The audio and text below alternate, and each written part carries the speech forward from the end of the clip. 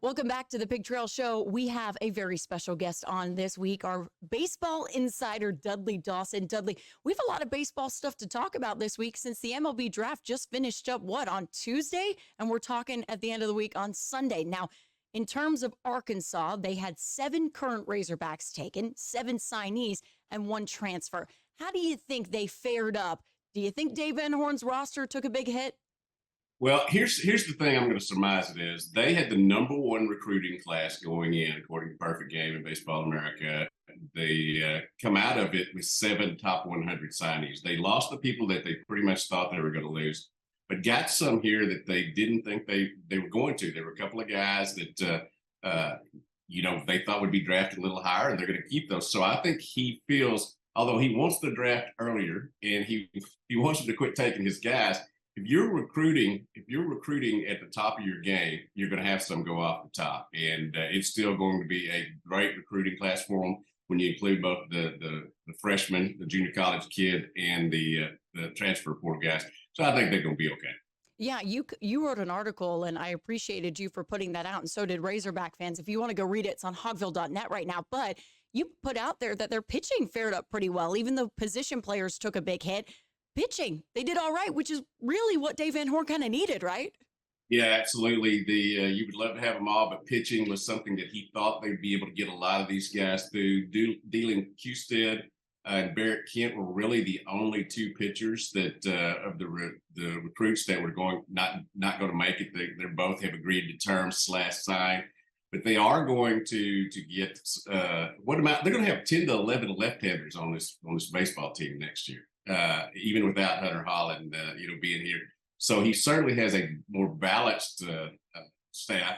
One kid will have to sit out a year with Tommy John surgery, but he'll be here in 2024. And he would have been a number 52 or number 50 pick if he hadn't have been injured with Tommy John surgery. So you'll get him back in 25, 26.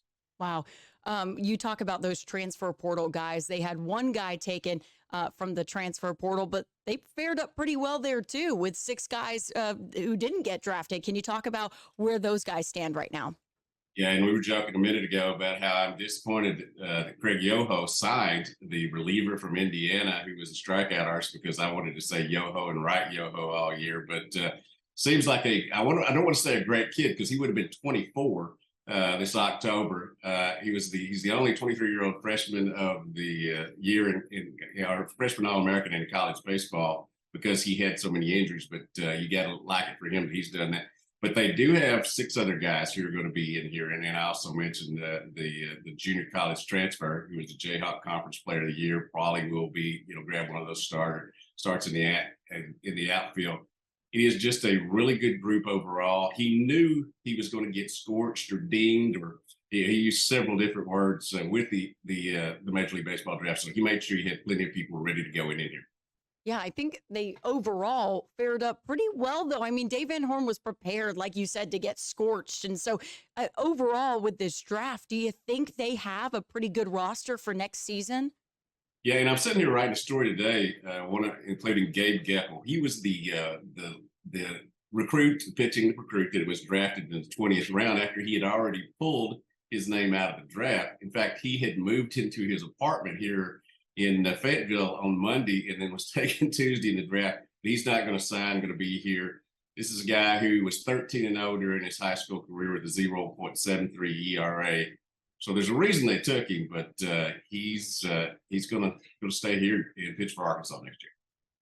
I absolutely love that. I want to ask you your opinion on this too, Dudley. Who do you think out of the current Razorbacks who got drafted and did or have signed or maybe will sign, do you think has the best deal, will fare up pretty well in the pros? Well, obviously the 2 youngsters that got drafted, or 3, I should say 3 youngsters that got drafted, both 27th, 36, and 52. They all are new millionaires. So yes, I think that's great for him. But great for them. But I do think the guy who got the best deal is Hunter Holland, 3rd round pick. He's under $1 million, but it's right under $1 million. And he's going to a great organization in Cincinnati Reds that have a lot of young standouts and pitching that he's going to be able to move up the ladder, I think, really quick. A lot of people don't realize this, but he was regarded as the top left-handed pitcher in the draft by some organization. So even though he had little injuries there toward the end, he's in good shape.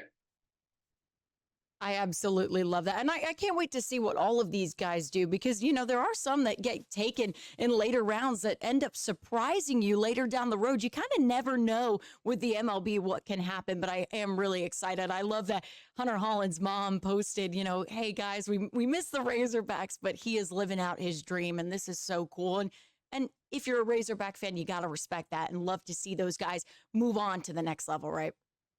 Absolutely. And I had one young man tell me that 356,000 just wasn't enough for him. Wow. You got to love that, Dudley. You really do. Thank you so much for joining us on the Pig Trail Show today. We really appreciate you. We'll be checking out hogville.net for everything baseball. You have the best coverage, hands down, of anybody here in Northwest Arkansas when it comes to Razorback baseball. So we'll be sure to check that out. That's going to do it for this segment on the Pig Trail Show. We'll have much more coming up next after the break.